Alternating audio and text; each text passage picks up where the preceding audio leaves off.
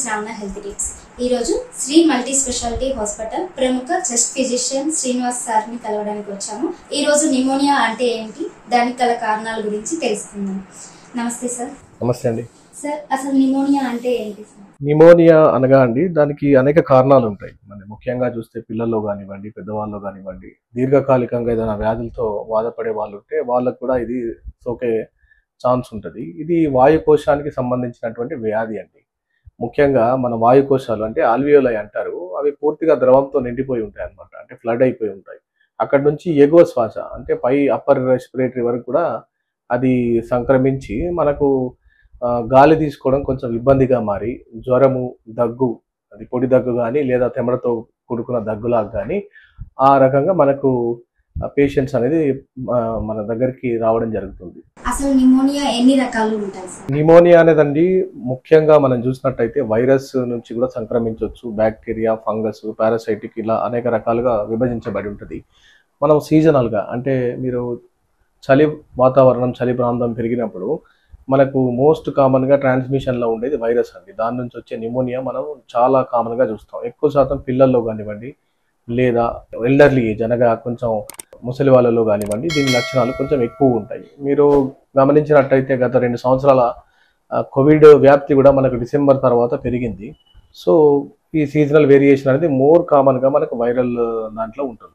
Pneumonia ఎక్కువగా ఎవరెవరికి వస్తుంది సార్? నిమోనియా అండి మనకు జనరల్గా చూసినట్టయితే మనకు వ్యాక్సినేషన్స్ మనకు పుట్టినప్పటి నుంచే ఇస్తూ ఉంటారు.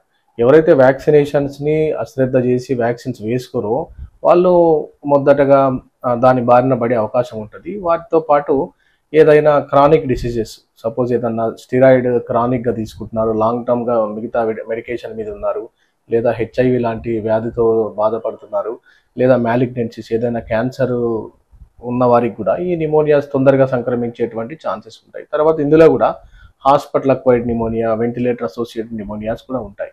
అంటే ఎక్కువ కాలం హాస్పిటల్లో అడ్మిట్ అయి ఉన్నవారు వాళ్ళకు కూడా హాస్పిటల్ సంబంధించిన ఇన్ఫెక్షన్స్ సోకి అది హాస్పిటల్ అక్వైర్డ్ నిమోనియా లాగా ప్రజెంట్ అయ్యే ఛాన్సెస్ ఉంటాయి. తర్వాత మీరు ఇంటెన్సివ్ కేర్లో చూసినట్టయితే ప్రొలాంగ్డ్ టైం ఎక్కువ కాలం వరకు వెంటిలేటర్ మీద ఉండడం వల్ల వెంటిలేటెడ్ అసోసియేటెడ్ నిమోనియాస్ ఉంటాయి.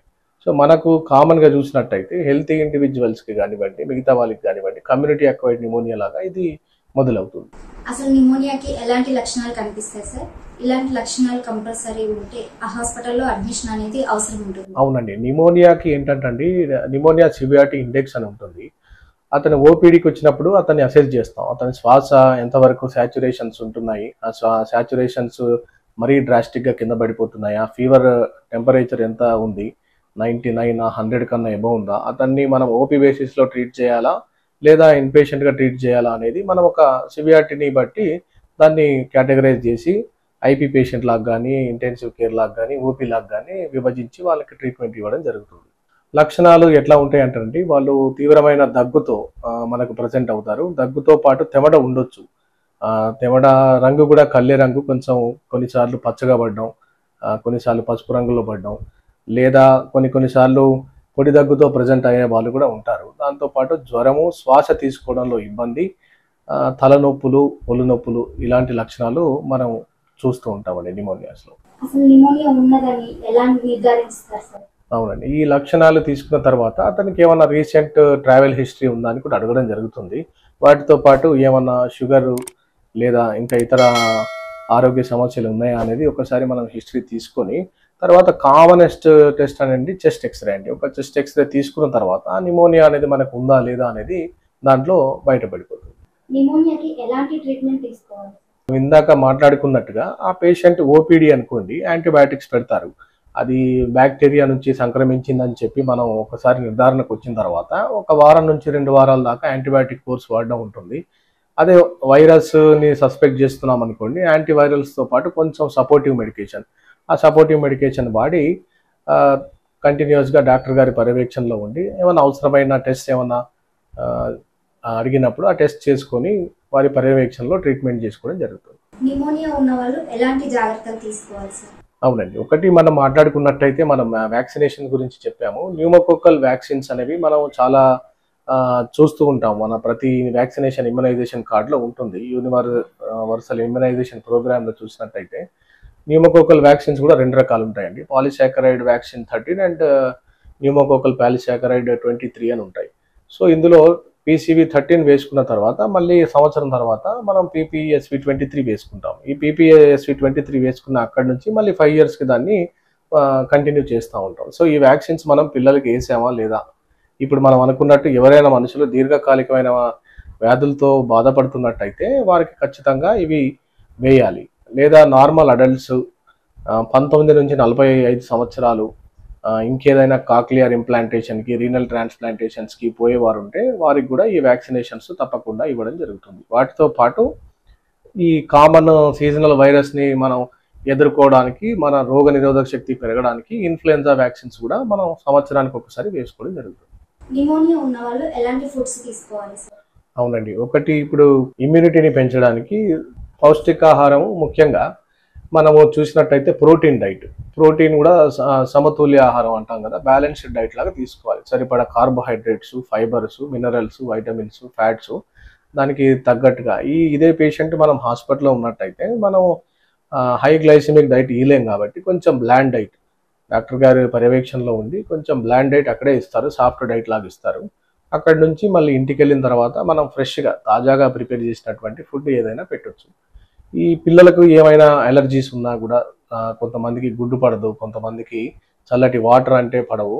సో అలాంటివి ఏమన్నా ఉంటే గుర్తించి వాటిని మనం అవాయిడ్ చేసుకోవడం మంచిది. నిమోనియా అనేది ఒకరి నుంచి ఒకరికి వ్యాపిస్తుందా సార్? అవునండి, ఇందులో కూడా నిమోనియాస్ వ్యాపించడం అని అంటే వైరల్ నిమోనియాస్ వ్యాపించడం చాలా అరుదుగా చూస్తూ ఉంటాం, అంటే ఎక్కువగా చూస్తూ ఉంటాం. ఈ వైరల్ నిమోనియాలు ముఖ్యంగా మన తుంపర్లు మాట్లాడేటప్పుడు మనిషి నుంచి వచ్చే తుంపర్ల ద్వారా వ్యాపించే అవకాశాలు ఉంటాయి. ఇప్పుడు మనం కోవిడ్ చూసాము, కోవిడ్ కూడా అదే రకంగా సంక్రమిస్తుంది. ఇన్ఫ్లుయెన్జా, పారా ఇన్ఫ్లుయెన్జా, రెస్పిరేటరీ సిన్షియల్ వైరస్, చాలా రకాల వైరస్లు ఉంటాయి. సో మనిషికి 1 మీటర్ డిస్టెన్స్ కన్నా తక్కువలో ఉండి ఎక్కువ గుంపులో తిరుగుతున్నట్టు మ్యాస్ గ్యాదరింగ్స్ ఉన్నప్పుడు ఎవరైనా తుమ్మినా దగ్గినా చెయ్యి అడ్డు పెట్టుకోవడం, సోషల్ డిస్టెన్సింగ్ మెయింటైన్ చేసుకోవడం, అండ్ కాఫ్ ఎటిక్విట్స్ అంటే నాప్కిన్స్ వాడడం కానివ్వండి, మాస్క్ వాడడం కానీ ఇలాంటివి జరిగితే ఈ సంక్రమించడం అనేది కొంతవరకు మనం తగ్గించుకోవచ్చు. నిమోనియా వల్ల ఎలాంటి ఇబ్బందులు వస్తాయి సార్?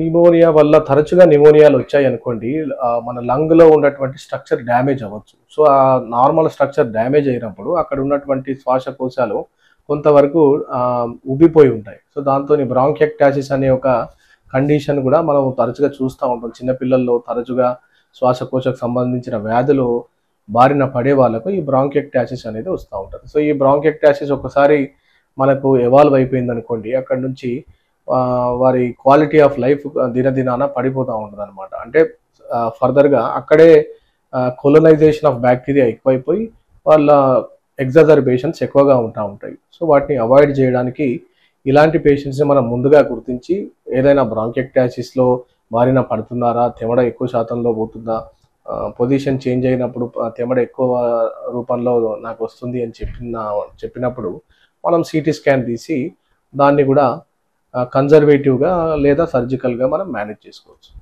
ఆస్తమా, సిఓపిడి, డయాబెటిస్ ఉన్న వాళ్ళు ఎలాంటి జాగ్రత్తలు తీసుకోవాలి? అవునండి, ఆస్తమా, సిఓపిడి, డయాబెటిస్ ఇవి కూడా దీర్ఘకాలిక సమస్యలు కాబట్టి వ్యాక్సినేషన్స్ వీళ్ళలో కంపల్సరీగా తీసుకోవాల్సి వస్తుంది. అండ్ చూసినట్టయితే ఇన్ఫ్లుయెన్జా వ్యాక్సిన్ మనం సంవత్సరానికి ఒకసారి వేయడం జరుగుతుంది. న్యూమోకోకల్ వ్యాక్సిన్స్ ఎవ్రీ 5 yearsకి ఒకసారి వేసుకోవడం జరుగుతుంది. So COPD, ఆస్తమాలో more common exacerbations ఈ వైరస్ అండ్ బ్యాక్టీరియా వల్లనే ఉంటాయి కాబట్టి వాటిని మనం ట్యాకిల్ చేయడానికి, రోగ నిరోధక శక్తి పెరగడానికి ఈ వ్యాక్సినేషన్స్ చాలా ఉపయోగపడతాయి. ఏ వయసు వాళ్ళు ఇలాంటి నిమోనియా వ్యాక్సిన్స్ అనేవి తీసుకోవచ్చు? 2 సంవత్సరాల పైబడిన పిల్లవాళ్ళ నుంచి మనం ఇన్ఫ్లుయెన్జా వ్యాక్సిన్స్ వేస్తూ ఉంటాం. అక్కడి నుంచి ప్రతి ఇయర్కి అది రిపీట్ అవుతూ ఉంటుందండి.